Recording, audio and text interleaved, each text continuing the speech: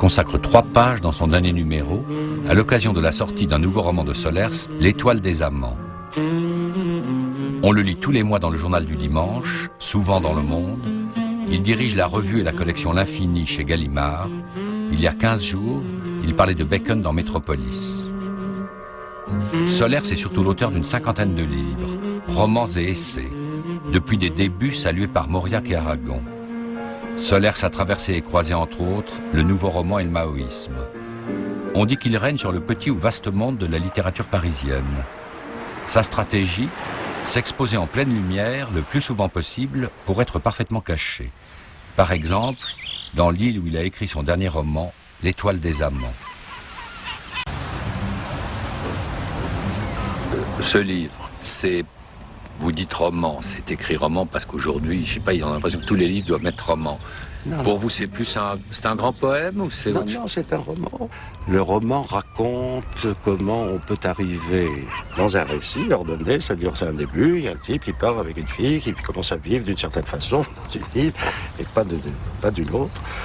Et le roman raconte comment la poésie peut surgir. C'est donc une façon de vivre romanesque qui entraîne que la poésie surgit. Le roman doit avoir pour but la poésie pratique. Voilà.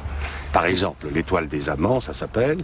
Eh bien, L'Étoile des Amants, elle est là derrière moi, le soir, après le coucher du soleil. C'est laquelle? C'est Vénus, monsieur.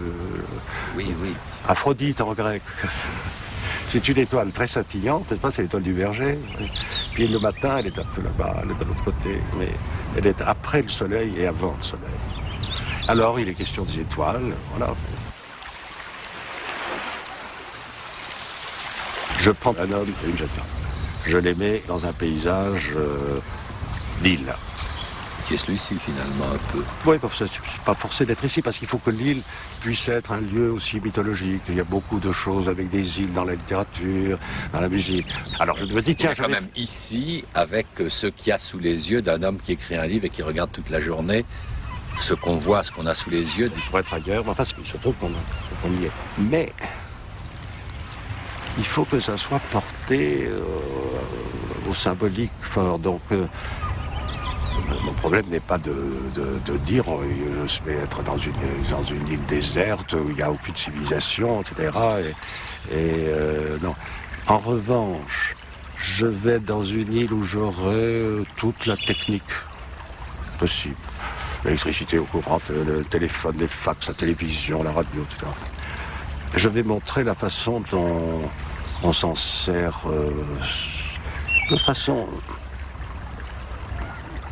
détachée. Bon. Et c'est ça qui va être intéressant. C'est justement de faire monter la prolifération de tout ce qui est nié par la société de communication dans laquelle nous sommes. L'intention, c'est de montrer que nous sommes dans une période où il y a une véritable haine du sublime, quoi. Voilà. Et je vais faire comme si cette beauté était irrecevable aujourd'hui. J'essaie de dévider une histoire d'amour, un sens le plus chargé possible de la nature sous toutes ses formes, une apologie des 5 sens. Qu'est-ce que percevoir? C'est-à-dire voir, écouter, toucher, goûter, etc. Voilà. Ou alors cette impression de grande beauté, admirable beauté à travers les siècles. Pour montrer que ça va être hué. C'est-à-dire,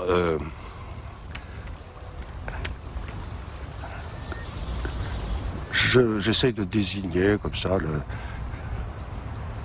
l'évacuation à la fois du corps et de la beauté à travers le temps.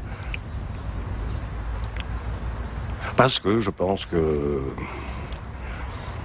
ça ne voit plus, ça n'écoute plus, ça n'entend plus, ça ne touche pas vraiment, ça ne goûte plus, ça ne sent plus.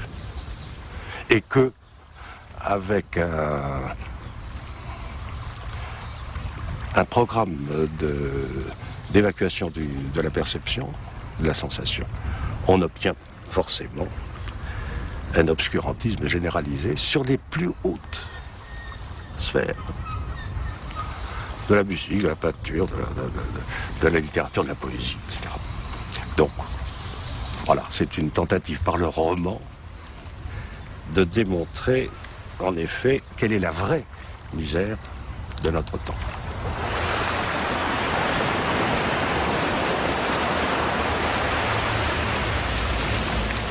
On va dire ça comme ça. Regardez.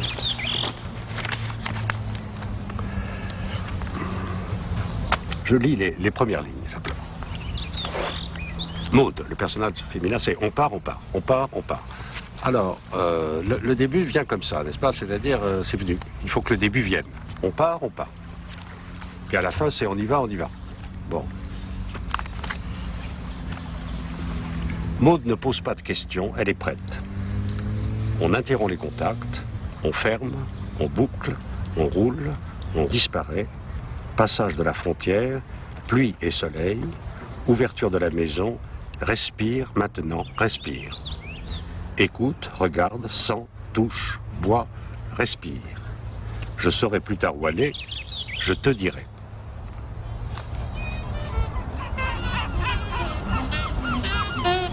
Alors là, ce qui m'intéressait, c'est simplement écoute, regarde, sent, touche, bois, respire, respire. Répétez le mot respire, voilà.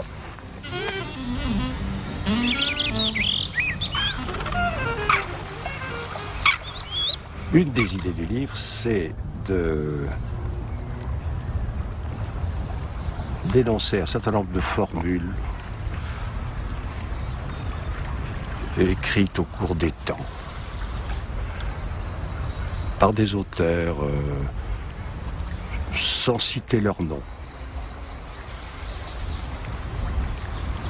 et d'imaginer qu'on dit ça dans une salle de spectacle aujourd'hui, avec un public tellement hostile, violent, ressentimental, hardieux, rancunier, jaloux, que ce public, comme s'il était une sorte de chien de Pavlov, va réagir immédiatement à des choses extraordinairement belles, par des hurlements, des huées et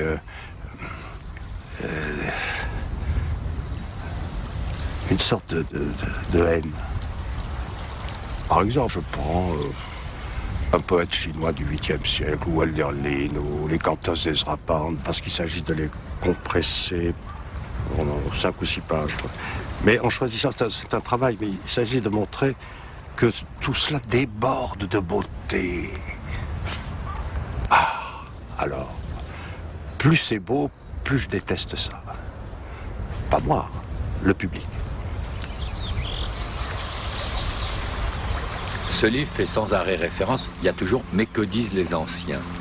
On a le sentiment, les vieux textes, oui. Quand on lit les vieux textes, oui, tels qu'ils sont dans l'Étoile des Amants, et vous le dites vous-même à un moment, et après tout, ils ont tout dit. Il suffirait de lire. Il suffirait de... Alors, qu'est-ce que vous écrivez de plus, d'autres? Qu'est-ce que vous ajoutez à ces vieux textes?